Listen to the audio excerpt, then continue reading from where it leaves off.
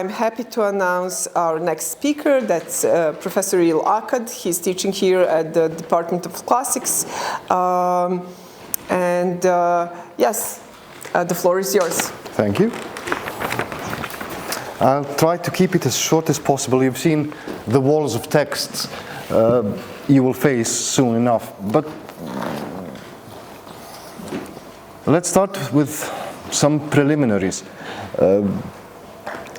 Like before, I've remembered that most of you have never heard of John Moschus or his spiritual meadow, Limon Pneumatikos.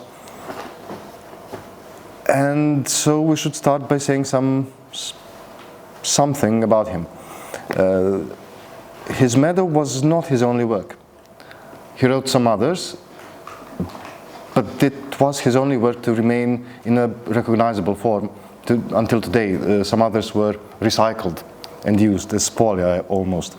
He was born somewhere in the mid-6th century, somewhere in Asia Minor. We have no clue where exactly. What we do know is that he died in Rome in 614. He was traveling with his disciple, Sophronius, throughout the Roman Middle East in the early years of the 7th century. And that's where the most interesting part of his work comes from. He was writing down stories he heard from mostly monks living in the area. But he and Sophronius were, and you will almost never find a mention of it in his work, were escaping the Persian invasion. That was the last time the two empires, as they would say in their own diplomatic talk, the two eyes of the world, clashed. It was the final and the bloodiest of all the wars they waged before. And soon after, when these wars ended, there was a new invasion of the Middle East, and the Roman Middle East stopped existing. So this is like a final snapshot of a world which has become extinct, almost extinct, of course, continuity and stuff, but mostly extinct very soon after this work was written. They escaped first to Alexandria, where they remained for a while, and then to Rome. And it's possible that the meadow got its final form in Rome.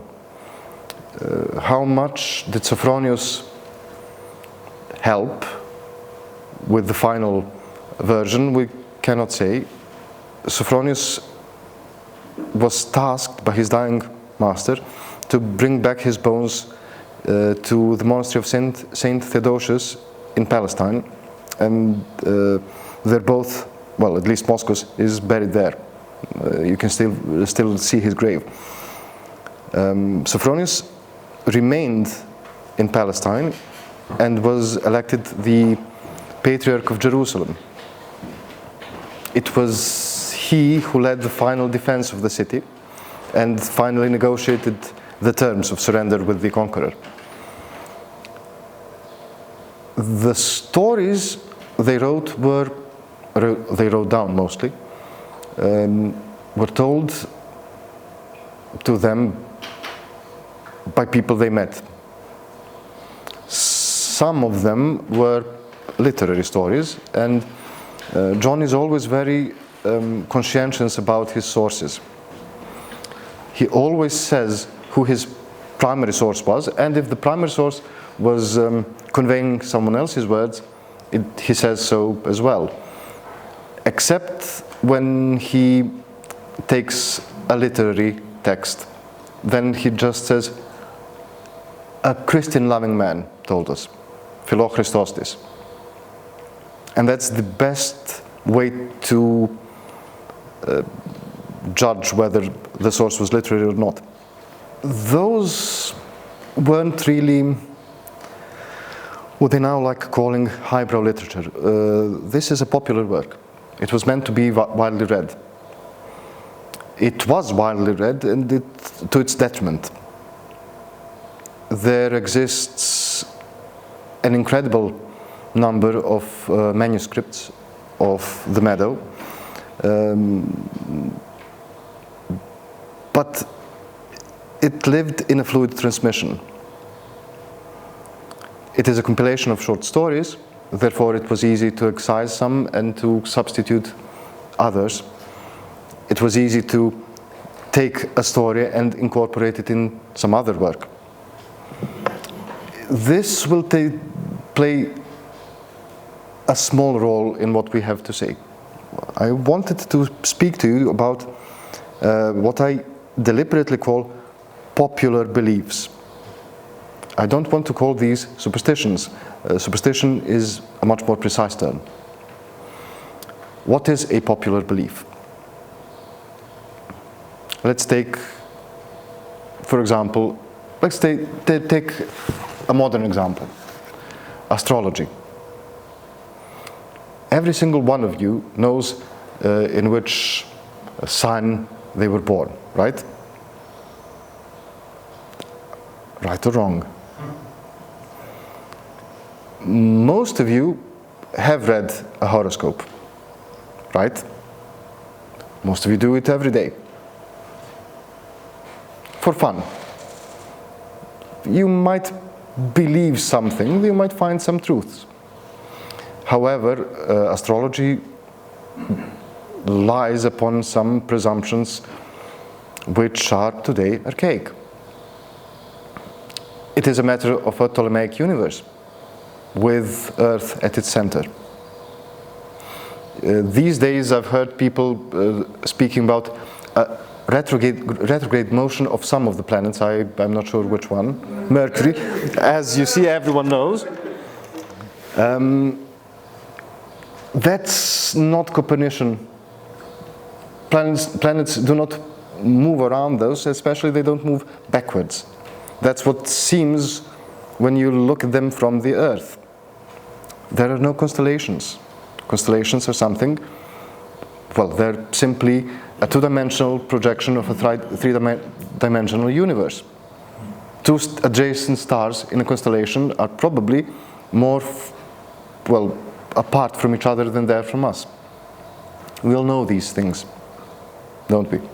We have all learned the basics of astronomy during our school days.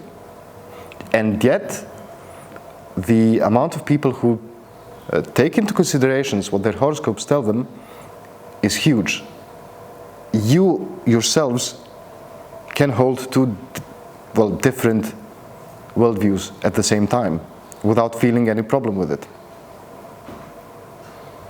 That's what was happening in late antiquity very often, and in every time in the history of the human race. That's a given. So, popular belief, as I take the word, is something that everyone believes, or a great majority believes, although it clashes with what is nominally the majority view. Astronomy, astrology. There are ways to say something is a popular belief. Let's say, first of all, maybe a view implied by a story is expressly condemned. For example, at the church council. That's something you won't find in John Moschus. He knew too much. Maybe there was something that would not be expressly condemned, but would clash with the worldview implied by the religion and the worldview of the majority. It's a more subtle case, and that's what we shall find in Moschus, and not only in him. Maybe we have evidence that someone took exception to a view expressed. Maybe even in the manuscripts. As we have seen before, sometimes the scribes took some liberties with the text. They could write some notes in the margins condemning somebody's view, but I haven't seen any such thing in the case of Moschus. Maybe they'd subtly change the wording of the text, and I've seen a lot of that. Some of them may have been too anxious and too trigger happy, but still it implies that something was offensive to someone. And as I said, there's a lot of that. Sometimes you might find a story which is unclear, simply. A sequence of events is told, but we don't know what that actually means. Killer is taken up in the air by a giant bird and was dashed to the ground. That giant bird came from nowhere. Nobody expected a giant bird in such a story. That might, for example, be a part of a belief that was current in the area the story was first told. Because, first of all, you expect a writer to be aware of the knowledge of his audience. Even apocalyptic writers, even the writers of most occult texts, they try to make their audiences keep up with them. Even in alchemical texts, where things are told in the most obscure way, they're told in such a way so that only a select few could follow. But the audience needs to follow. I'm not sure if Chaldean oracles come down under that heading. They may have been just, like in Nostradamus, deliberately obscure. For example. Now, let us take a look at the first story. While they were traveling through the Middle East, they came to Alexandria. That was their penultimate stop in the journey. And one day they came downtown, had some business to do, and while waiting for the man they had the business arrangements with, they heard three blind men speaking to each other, and that's where we start. So the blind men were conversing with each other, and one of them said to another, "How in fact did you lose your sight?" This was the reply. "As a young man, I was a sailor. We set sail from Africa, and on the high seas, I developed ophthalmia." That is too precise a translation. He says that he was ophthalmiasis. He got a disease of the eyes, any sort of. "As I could not go and get treatment, white spots appeared in my eyes." Not sure if that's the best translation here, but that's not important. "And I lost my sight." And he said to the other, "Now, how did you come to be blind?" The man replied, "I was a glassblower by trade, and both my eyes began to discharge from exposure to the fire." Again, we have an issue with the translation. No, he received the effusion from the glass in both his eyes. That's what Greek says here. So hot glass ended up in his eyes, and he was instantly blinded. "Then I became blind." These two now said to the third, "And you? How did you lose your sight?" He replied, "Well, now I will tell you. When I was a young man, I thoroughly detested work. So I became a prodigal." Okay. When it came to the point where I had nothing to eat, I resorted to theft. One day, after I had accomplished many deeds of wickedness, I was standing in the marketplace and I saw a richly decked out corpse being taken for burial. I followed the cortege to see where they were going to bury the body. They went behind St. John's Church and placed it in a sepulchre. Then they went their way. When I saw that everyone had gone, I went into the sepulchre and stripped the corpse of all its clothes, except for a single shroud. As I was leaving the sepulchre, taking a considerable amount of booty with me, my evil habit, much more interestingly, that's not what he said. My evil work, η κακή μου πράξεις, my evil work, his evil business, said to him, "Take the shroud too, it's worth the trouble. So, rash that I am, I turned back and removed the shroud from the corpse, leaving it naked. At which point the dead man sat up before me and stretched out his hands towards me. With his fingers, he clawed my face and plucked out both my eyes. I cravenly left all behind and fled from the sepulchre, badly hurt and chilled with horror. Now, I too have told you how I came to be blind. What's the first thing what's the most salient feature of this text, of his experience? What's wrong, so to speak? I expect someone to answer. I never heard evil men confessing like that, to be honest. That's not something. That's a great point. But this is a story. If there was no confession, there would be no story. So let's say this man was an exception to the rule. There is a different story also in John Moschus, very close to this one, which is exactly the same, except that the corpse was a girl, a rich girl who died before marriage, and she has a lot more to say to him, and that's why I chose this one. The perpetrator in the second case became a monk, and that's why he confessed. But there is another feature that should strike us as at least unusual. First two cases resort to natural causes, while the third case. Great point. That's when you start thinking whether the third case was also considered as natural as the first two. Probably it was. So that's something everyone would expect. But there is something wrong with the body. It rose.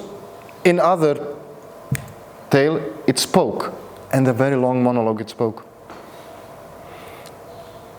This is not a ghost. This is some sort of a revenant. This is an undead thing. Now, what do Christians believe? What happens when somebody dies? It depends. Not very much. No, not very much. That's You don't get your body to stand up. until the second coming. A person is made up of basically two elements, a soul and a body, right? When these two go their separate ways, well, it's either, it depends on the way you look at it. Either you die and then the two go on their separate ways, or the two go on their separate ways and thus you're dead. It's the same thing, but depends on your perspective. You do not have bodies speaking as in the... Sorry, I might have blinded someone accidentally. You do not have bodies speaking. In order to speak, you need something. You need the soul, and especially a rational soul. A human rational soul. Logos of a soul. This might have been a case of a known belief about demon possession of deceased bodies in order to confound. This might have been such a case, but the other tale, well, the dead girl wanted the perpetrator to go and become a monk. So we can rule out demons, absolutely, in that case. Okay, we might say, we're in Egypt now, it's Alexandria. Egypt is the land of tombs and mummies. However, Egyptian dead were most vocally incorporeal. The only single ghost story we know from ancient Egypt has a ghost appearing to someone in their dream. It's absolutely spectral. So this isn't a sort of belief you could pin on Egyptians. Therefore, we need to look elsewhere. Let's, for starters, look in the period we're in Rome. This is from a book written by Pope Gregory the Great, or as he's known here, Grigory Dvoyaslav. This is the book which gave him the name Dvoyaslav of two words, or of two speeches, because the Greeks knew him, the book was soon translated into Greek. The Greeks knew him as O Gregorios, Gregory, or to dialogo, he of the dialogue. He who wrote the dialogue. That was his, for a long time, his most important work. Whoever translated his name into Slavic misread O to the logo of the double word. That's why he's Dvoyaslav. He wrote the dialogues, among other things, and in the fourth book, which deals mostly with the dead and the afterlife, he has this story to say. Again, one of the two very similar ones. When I was still a young layman, I heard my elders and men acquainted with the circumstances tell of Paschasius, a deacon of the Apostolic See. His highly orthodox and brilliantly written books on the Holy Spirit are still read, as they are now. He was a man of outstanding sanctity and very zealous in the practice of almsgiving. His kindness to the poor was remarkable, while for himself he had nothing but contempt. Very Christian.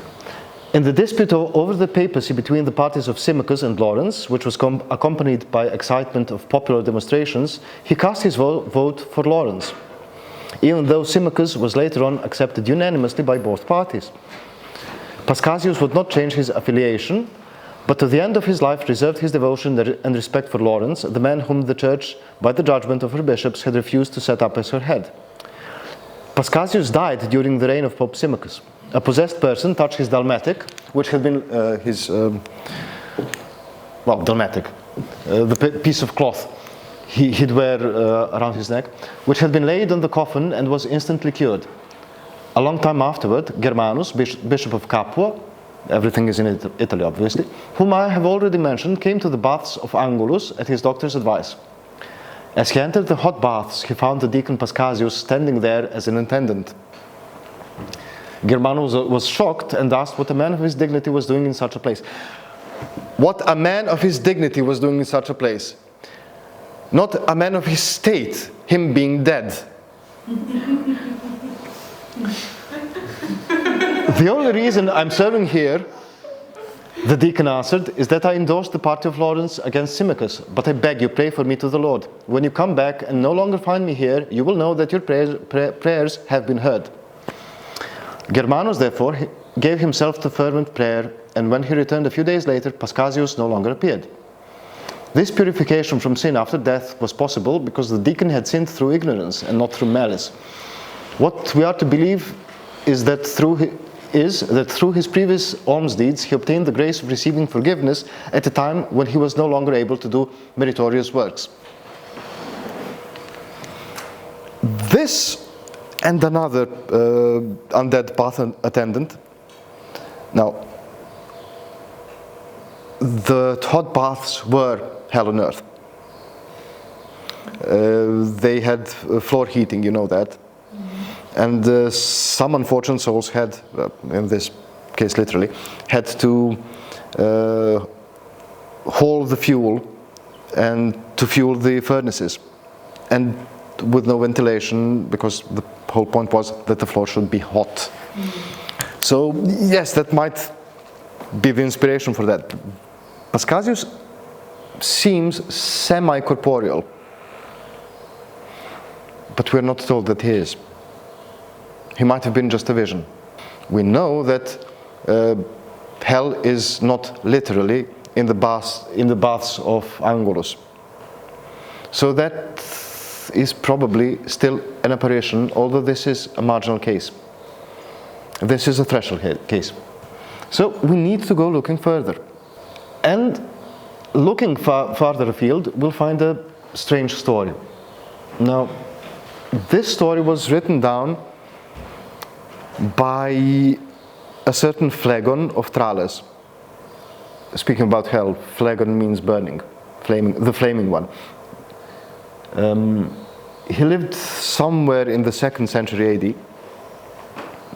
He was a freeman of the Emperor Hadrian, and he wrote a book of paradoxa, of unbelievable things. In that book, he wrote down a few ghost stories.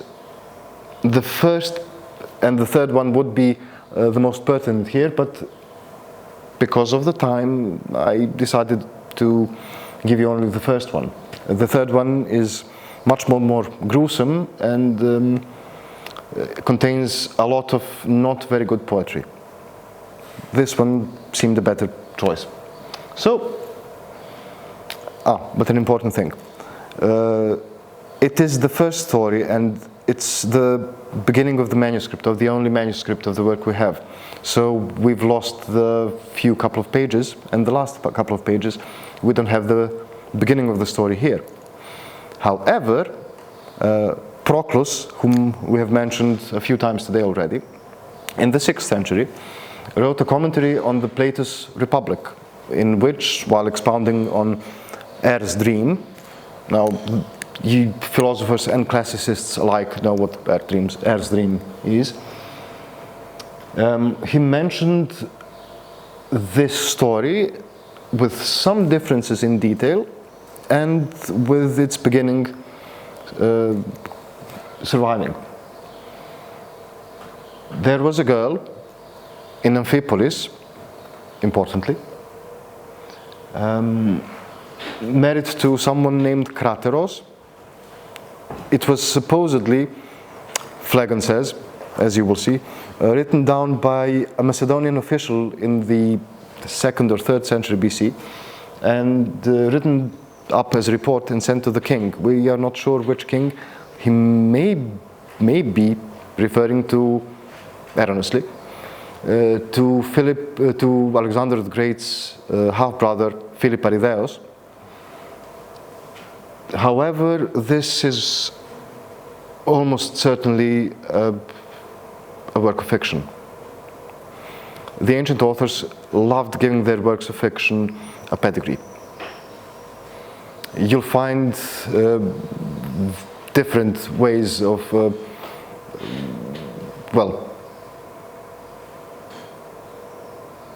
different pedigrees, so to speak. In different stories, you'll find some golden tablets found in Phoenicia, in Daphnis and Chloe. You'll find, again, some tablets found in a tomb in the novel by Dictys about the Trojan War. You'll even find a satire of the practice in Lucian's, what could be the world's first science fiction novel, Vera Historia, the true stories. So, we come to the moment when the nurse went to the door of the guest room, and in the light of the burning lamp, she saw the girl, Philaenion, who had died and been entombed many months before, sitting beside Machatis. Because of the extraordinary nature of the sight, she did not wait there any longer, but ran to the girl's mother screaming, Charito, Demostratos. Charito is the mother, Demostratos, the father. She said they should get up and come with her to their daughter, who was alive and by some divine will was with the guest in the guest room. And now comes a long speech by the nurse, which I excised. At dawn, however, it turned out that by divine will or chance, the girl had left unnoticed. When they asked him to relate everything, when she asked him, when Charito came to the room, she was upset with the young man because of the girl's departure. Right. She asked him to relate everything to her, from the beginning, telling the truth and concealing nothing. The youth was anxious and confused at first, as you'd suppose, but hesitantly revealed the girl's name was Philaenion. He told how her visits began, how great her desire for him was. He should have suspected something. And that she said she came to him without her parents' knowledge. Wishing to make the matter credible, he opened his coffer and took out the items the girl had left behind. The golden ring, very importantly, and the breast band she had left the night before. Probably she just forgot the breast band, the bra. Night came on, and now it was the hour when Philaenion was accustomed to come to him. The household kept watch, wanting to know of her arrival. She entered at the usual time and sat down on the bed.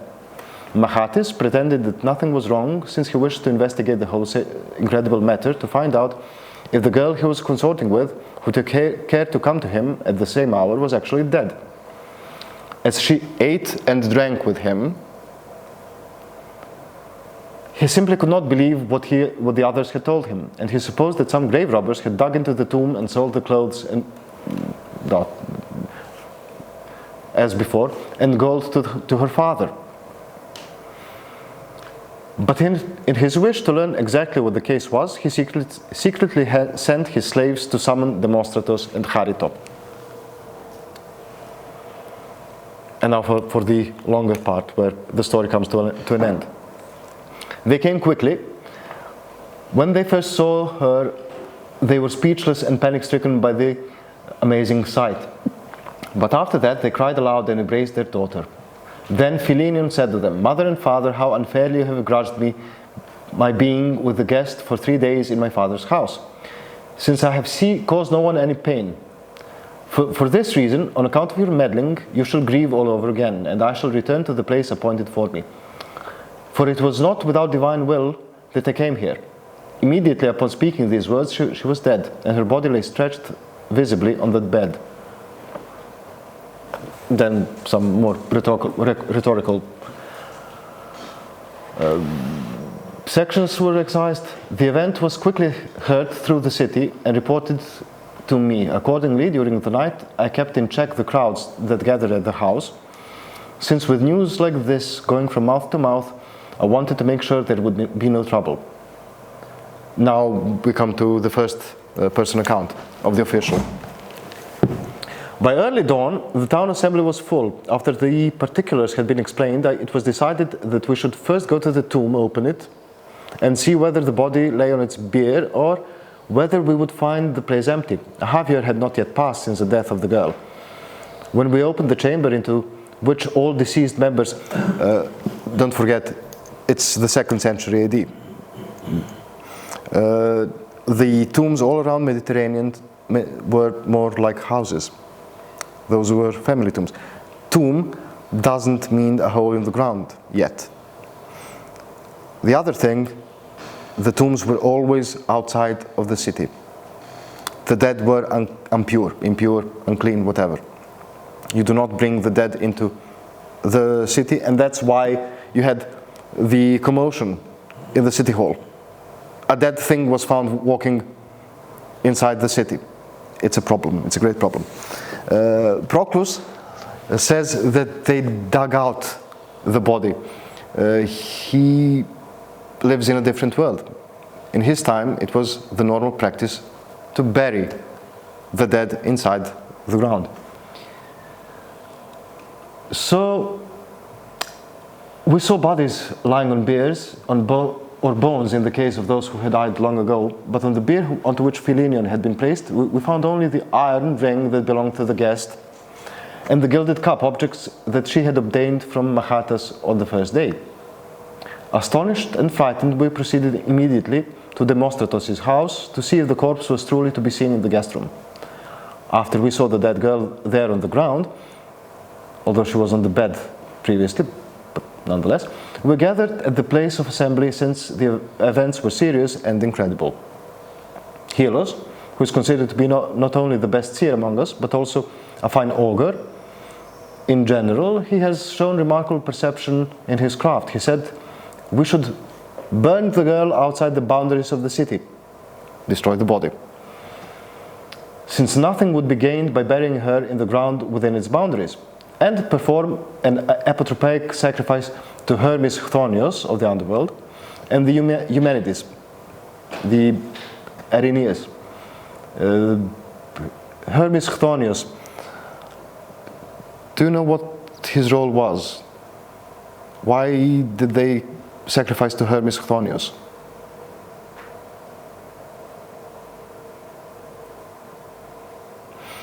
He was the psychopomp. He was the one who conducted the souls to hell, to Hades.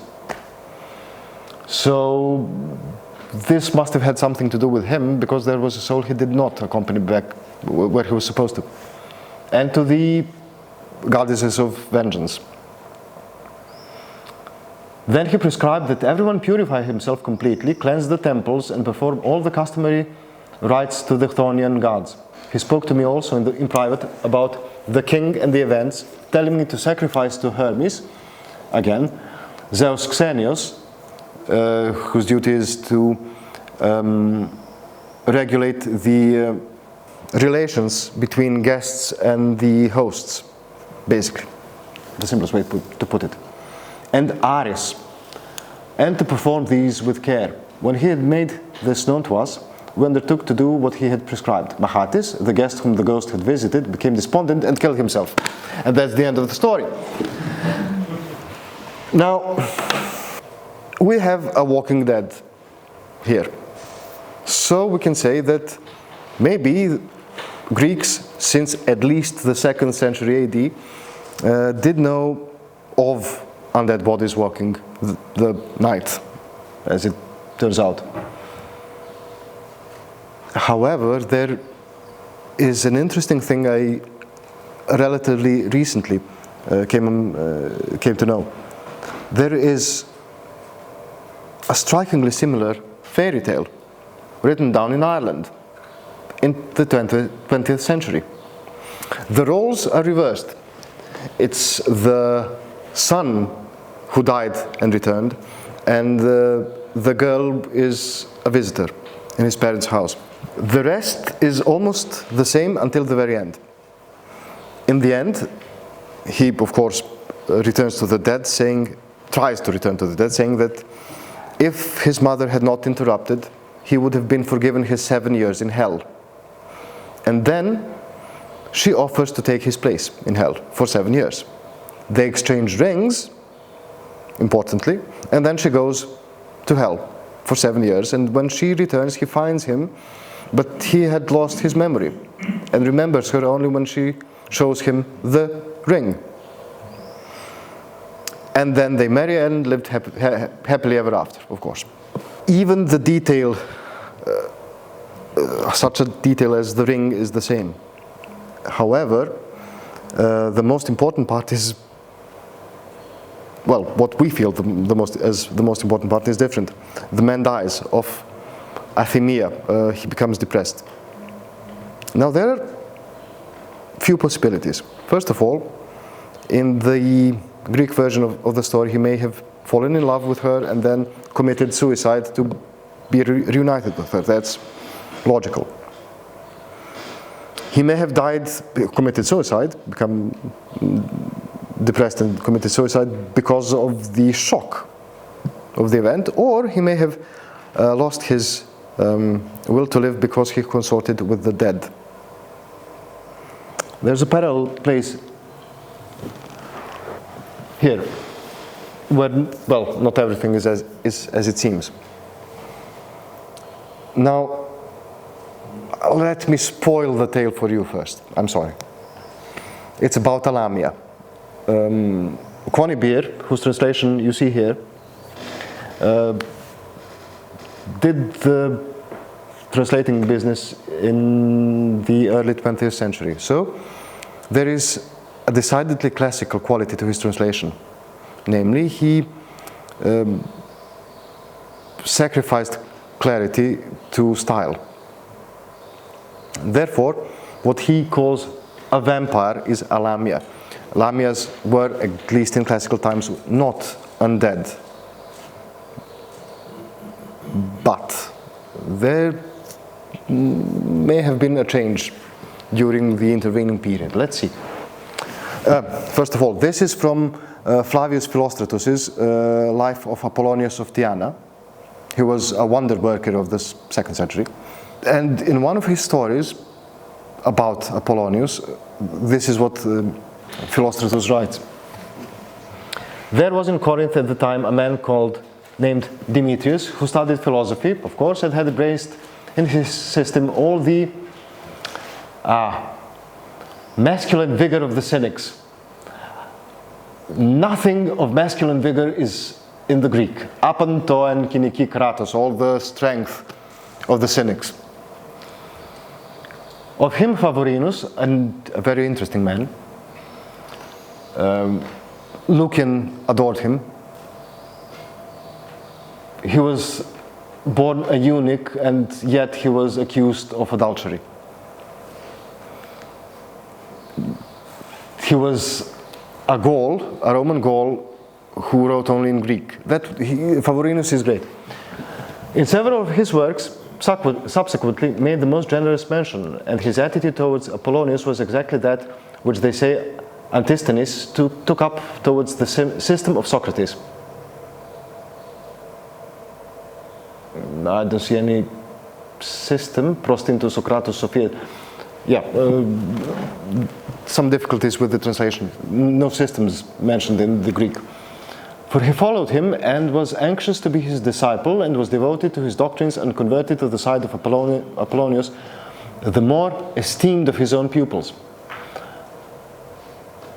Among the latter was Menippus, a Lycian of 25 years of age, well endowed with good judgment, and of a physique so beautifully proportioned that in face, he resembled a fine and gentlemanly athlete.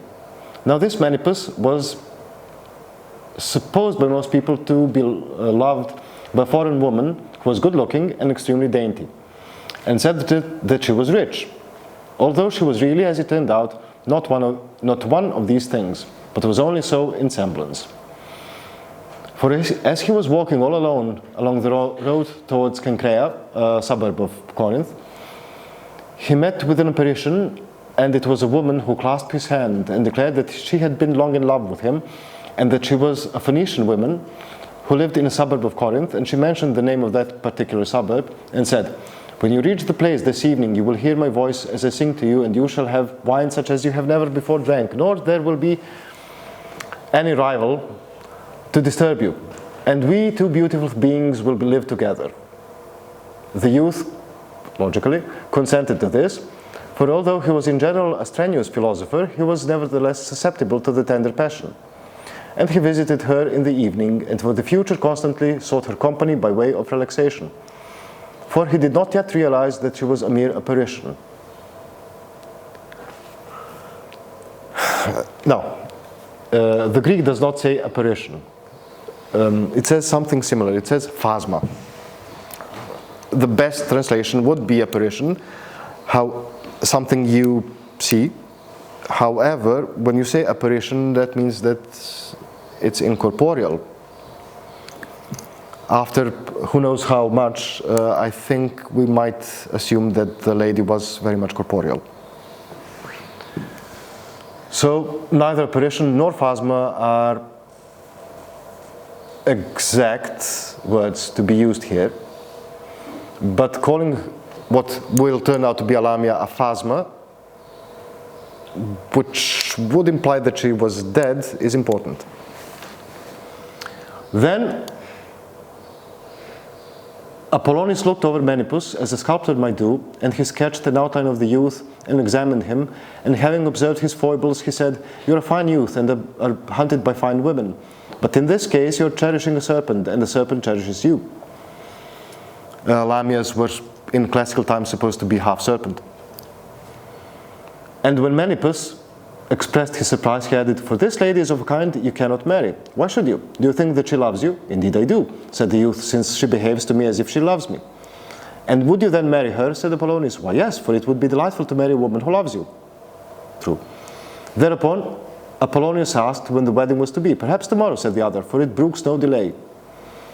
Apollonius therefore waited for the occasion of the wedding breakfast, and then presenting himself before the guests who had just arrived, he said, "Where is the dainty lady at whose instance ye are come?" "Here she is," replied Menippus, and at the same moment he rose slightly from his seat, blushing. "And to which of you belong the silver and gold and all the rest of the decorations of the banqueting hall?" "To the lady," replied the youth, "for this is all I have of my own," pointing to the philosopher's cloak which he wore. And here comes another important moment. On the basis of this story in Philostratus, John Keats wrote a poem called Lamia that's widely considered to be one of his best. You might read it. It retells the story somewhat freely, and you'll find that his retelling may have been influenced by the previous story we've seen. The previous story, on the other hand, was an inspiration for no less than Goethe, who wrote another fine poem about that. So, Apollonius said, have you heard of the gardens of Tantalus, how they exist, and again in Hades, how they exist and yet do not exist? Yes, they answered, in the poems of Homer, for we certainly never went down to Hades. As such, replied Apollonius, you must regard this world of ours, for it is not reality but the semblance of reality, and that you may realize the truth of what I say, this fine bride is one of the vampires of the Lamiae. There, that is to say, of those beings whom the many regard as Lamias. He said, Embuson. Embusa is another creature of the night, almost the same as Lamia, and then he said Lamias and other Mormoluciae, a different creature of the night, an important one because it may have been one of the things behind Bricolacus in the modern Greek folklore.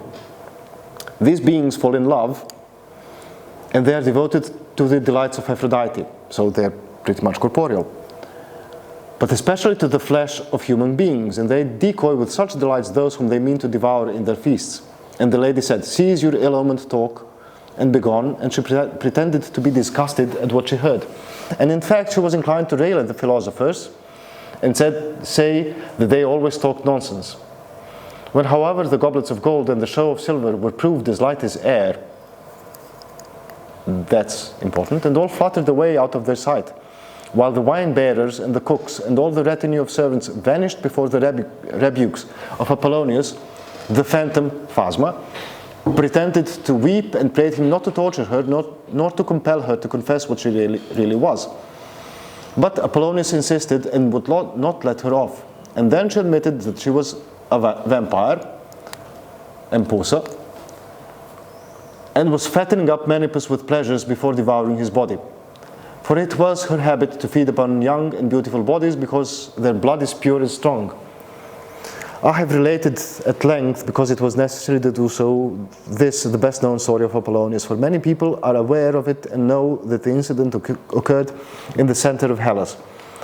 But they have only heard in general and vague manner that he once caught and overcame a Lamia in Corinth, but they have never learned what she was about, nor that he did it to save Menipus.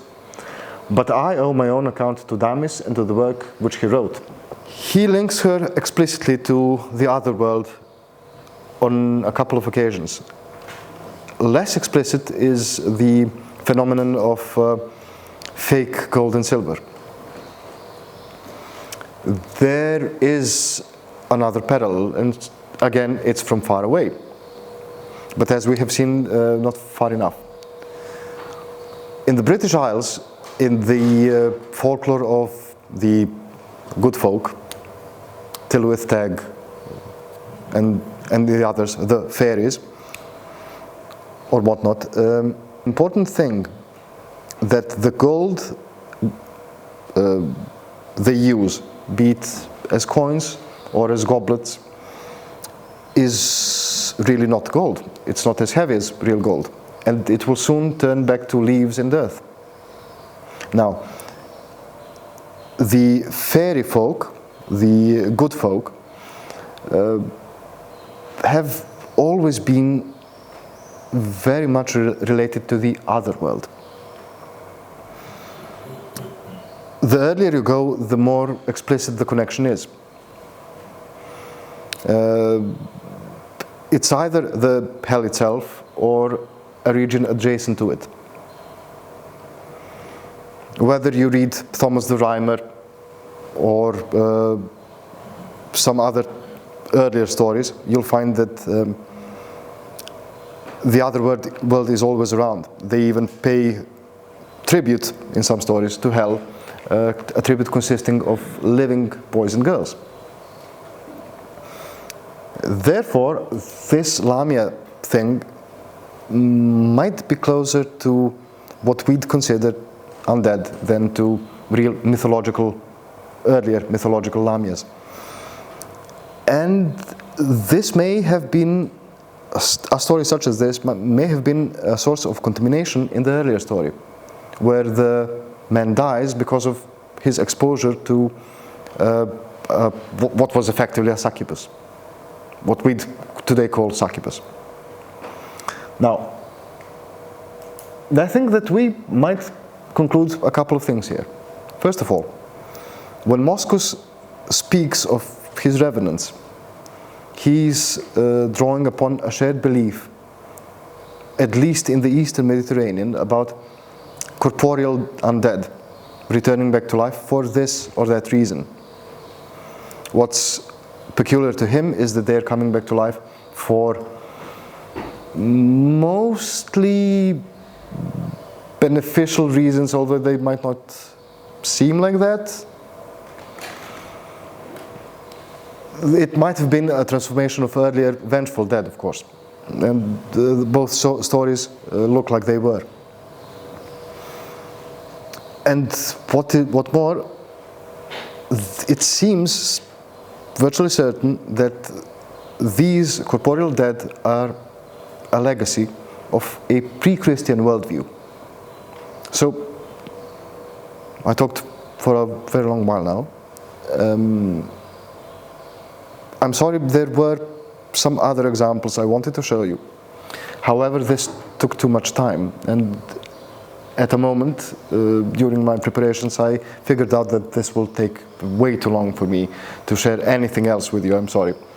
So that much from me. Thank you.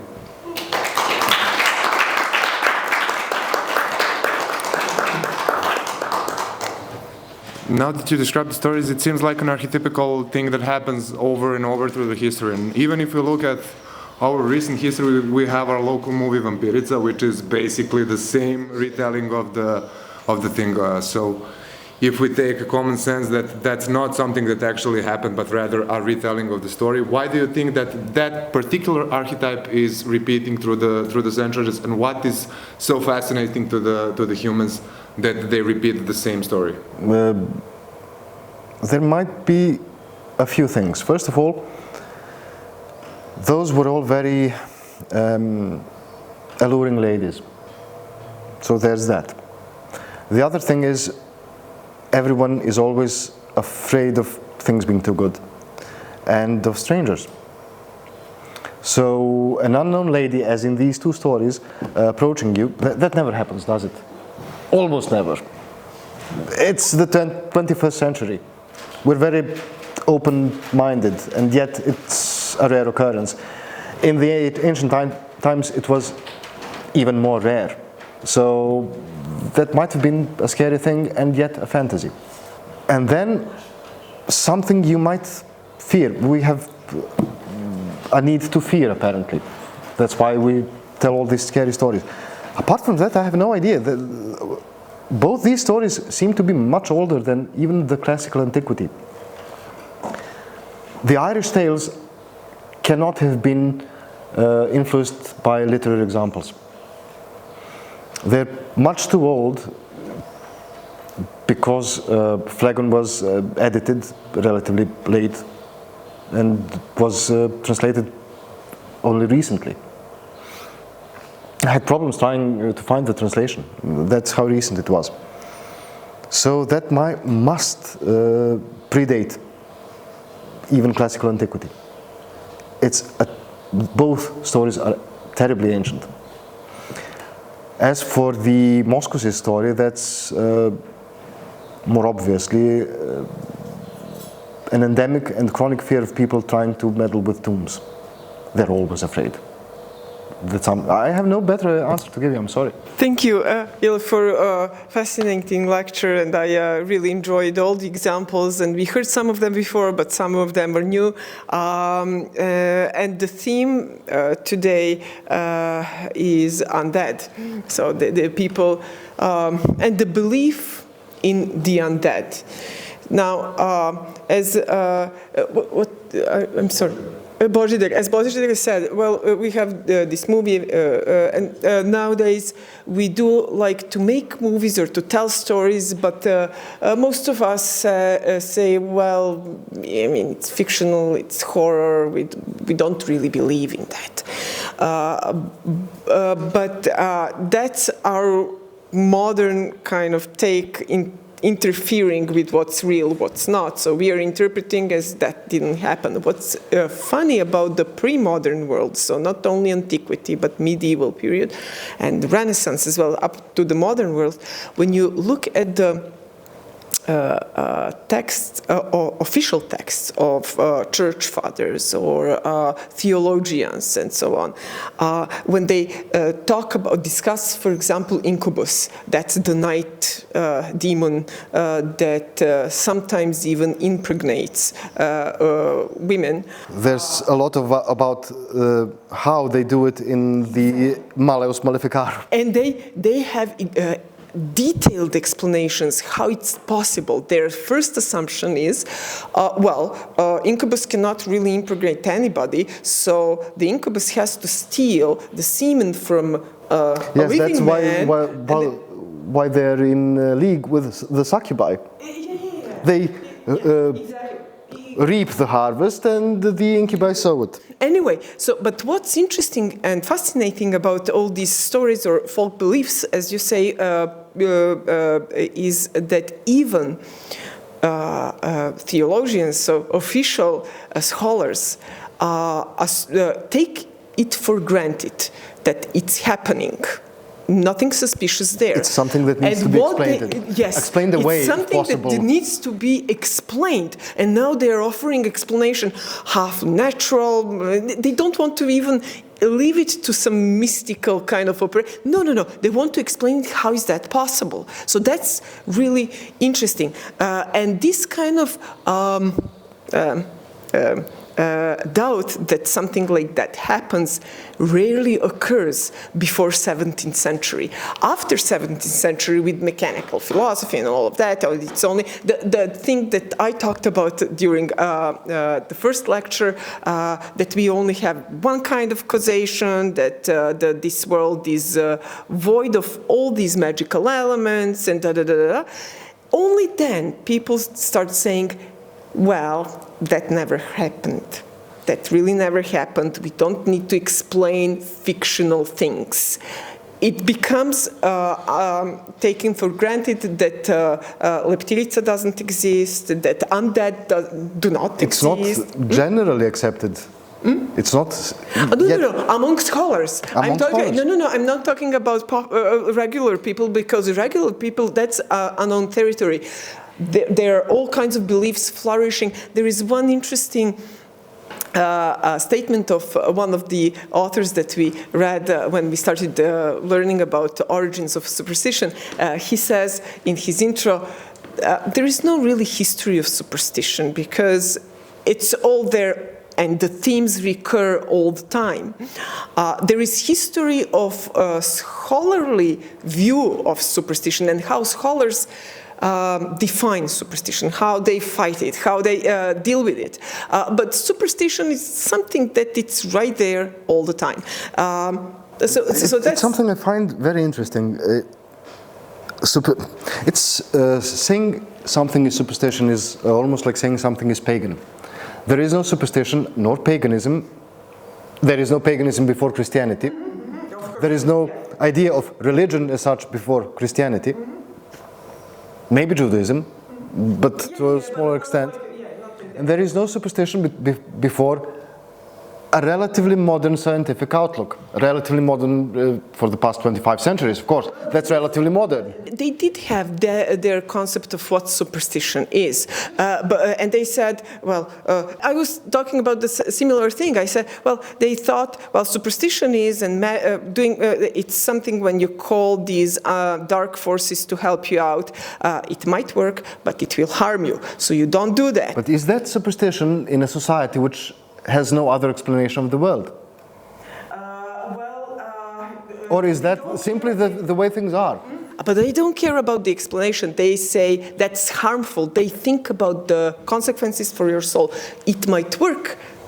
For your body, first of all. You might die meddling in things you shouldn't. there are things worse than dying. Yeah, so these stories bring another thought, and I will end it with this. There is that's my favorite moment in Master and Margarita, where you know the plot in Master and Margarita, and Voland, Satan, he comes to Moscow, and there is at one point he has to organize the party for the dead. And all the dead are coming to the party, and he has to greet all of them. And at one point, there is one recently dead guy appears, and Voland says, so what was that you believed during your life, that it will happen after you die? And the guy says, well, I believed that it was going to be nothing. Because he's atheist, in socialism, in Soviet Union, 1930s. And Voland goes, okay then, nothing for you. And he destroys his soul. So that's something that I very often think about, how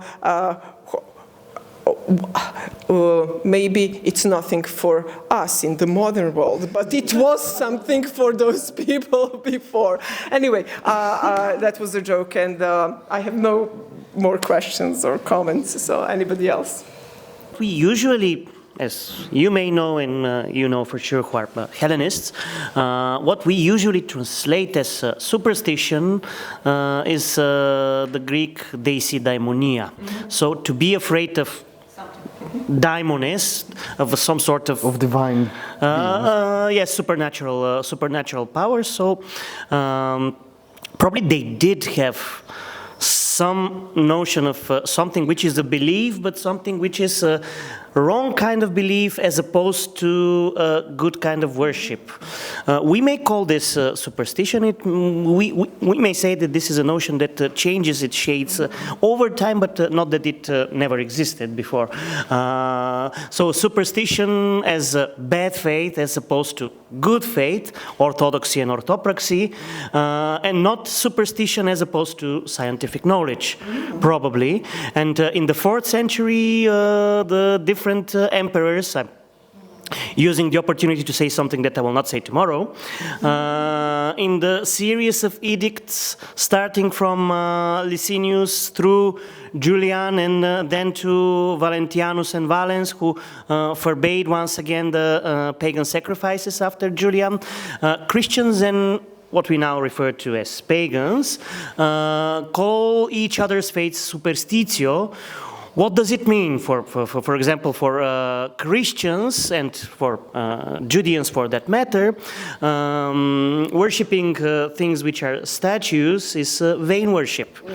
It's ineffective, it's false, and in the worst case it could lead to you being misled by demons who possess these kind of material objects, whereas for pagans, superstition is like worshipping somebody who was simply a man who walked among us, and on the top of it he was punished with capital punishment. So why not build our notion of superstition around that? Superstition as opposed to good faith, and not superstition as opposed to right scientific or quasi-scientific knowledge. That's exactly what was the case. Yeah. And so when they argued, when they were arguing, Christians were accused of superstition because they believed in resurrection. Well, that's gross. For guys on the other side, like what, like some dead people are walking, like that's just because some convicted criminal from Judea. Exactly. Yeah. Want their body back? That's ugly. That's a bag of bones and blood and some other unmentionable things.